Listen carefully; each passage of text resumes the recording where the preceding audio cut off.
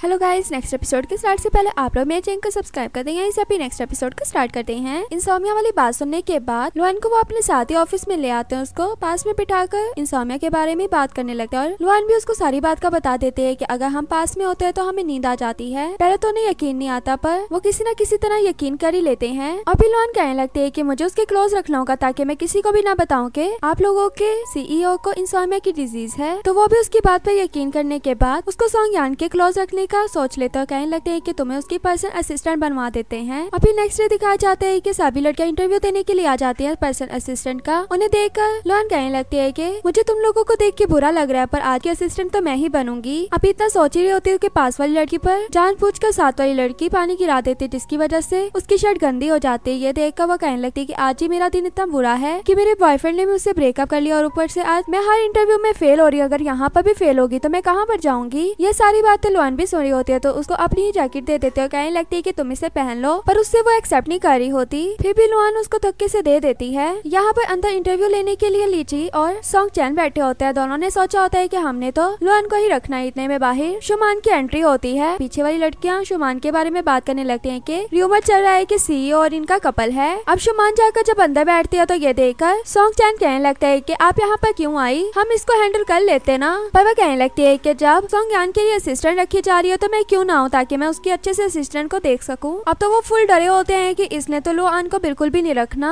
तो वो दो करके लड़कियों को बुलाने लगती है। उनकी ड्रेसिंग को देखकर वैसे ही वो उन्हें डिस्क्वालीफाई कर देती है। वो तो रोते हुए वहाँ से जा रही होती है। ये देखकर तो लुआन और बाकी लड़कियां नर्वस होने लगती है कि अंदर क्या हो रहा है। और इधर जब कंपनी से भी वो लड़कियां जा रही होती है तो रोते हुए जा रही होती है। रास्ते से सोंगयान भी गुजर रहा होता है। उन्हें रोते हुए देखकर इंचार्ज ली से पूछने लगता है कि ये रो क्यों रही थी। तो वो बताती है कि आपके लिए पर्सनल असिस्टेंट रख रहे हैं तो इनको रिजेक्ट कर दिया गया है। और यहाँ जो अंदर शुमान सबको रिजेक्ट करती जा रही थी, तो ये देखकर सोंगचैन कहने लगता है कि तुम अगर इसी तरह रिजेक्ट करती गई तो हम किसी असिस्टेंट रखेंगे। अब लास्ट में हमारे पास दो लड़कियां बची हैं। वो दो लड़कियां, एक वही लड़की होती है जिसको कोई जॉब नहीं मिली होती और एक लुआन होती है। अब साथ वाली लड़की अपने बारे में बता रही होती है तो शुमान उसको चुप करवा के कहने लगती है कि तुम कितना पानी पी सकती हो। तो वो कहने लगती है कि मैं इतना पानी नहीं पीती। तो वो उसको अल्कोहल पीने को कहती है। ये देखकर वो कहने लगती है कि मुझे इससे एलर्जी है। पर शुमान इस बात को नहीं मानती और कहने लगती है कि अगर तुमने नहीं पीनी तो तुम यहाँ से जा सकती हो। और एक तो 3 गिरने वाली होती है तो लुआन उस लड़की के हाथ से वो ग्लास पकड़ लेती है। इतने में वहाँ पर सोंगयान भी पीछे से आकर देखने लगता है और लुआन जो शुमान से कहने लगती है कि जब तुम्हें पता है कि उसको एलर्जी है तो तुम उसे पीने का क्यों कह रही हो। तो वो कहती है कि अच्छा, अब तुम मेरे साथ जुबान चलाओगी, अगर तुम इसकी जगह पर पी लेती हो तो मैं इसको यहाँ पर रख लूंगी। लुआन भी उसकी बात सुनने के बाद कहती है कि इस बात को प्रॉमिस रखना। तो वो ये कहकर एक गिलास पी लेती है। एक गिलास के बाद शुमान कहने लगती है कि मैंने ये नहीं कहा था कि तुमने एक गिलास पीना है, बल्कि तुमने पूरी बोतल पीनी है। अब बाकी सब लोग तो हो जाती कि क्या मतलब इसने पूरी बोतल पीनी है। तो लुआन भी उसको यहाँ पर रखवाने के लिए वो बोतल पकड़ के सारी पी जाती है। उसे दिखाती भी कि मैंने सारी पी ली और सामने जाकर रखती है कि अब अपना प्रॉमिस पूरा करो। तो शुमान भी अपना प्रॉमिस पूरा करते कहने लगती है कि तुम रखी गई और तुम यहाँ से चली जाओ। लुआन जैसे वहाँ से जा रही होती है तो ड्रिंक करने की वजह से वो गिरती गिराती जा रही होती है। जैसे लिफ्ट में पहुँचते तो उसे वहाँ से गिरते हुए सोंगयान पकड़ लेता है। और फिर हमें लुआन दिखाई जाती है जो एक ट्रेन देख रही होती है, जिस ट्रेन में काफी ज्यादा पुतले वगैरह होते हैं। उसे देखकर वो तो काफी ज्यादा डर जाती है, यहाँ तक कि वो डर कर उठ भी जाती है। और यहाँ ऑफिस में हमें सोंगयान दिखाया जाता है जो ब्रदर चैन से कह रहा होता है कि तुम असिस्टेंट रखने का कैसे सोच सकते हो, तुम्हें पता है ना कि मुझे इंसोमिया की बीमारी है। अगर उसको इस बात का पता लग गया तो मतलब पूरी कंपनी को इस बात का पता लग जाएगा। तुम तीसरे बंदे को अंदर क्यों ला रहे हो। तो वो कहने लगता है कि मैंने तुम्हारे इलाज के लिए रखने लगा था। सोंगयान कहने लगता है कि क्या मतलब है तुम्हारा। तो वो कहता है कि रखने तो वाला था पर अब ऐसा कुछ भी नहीं है। और हमें लुआन दिखाई जाती है जो चीजाओं के पास आई होती है, उससे भी बात वगैरह करी होती है। कह रही होती है कि एक कंपनी का अगर सीईओ हो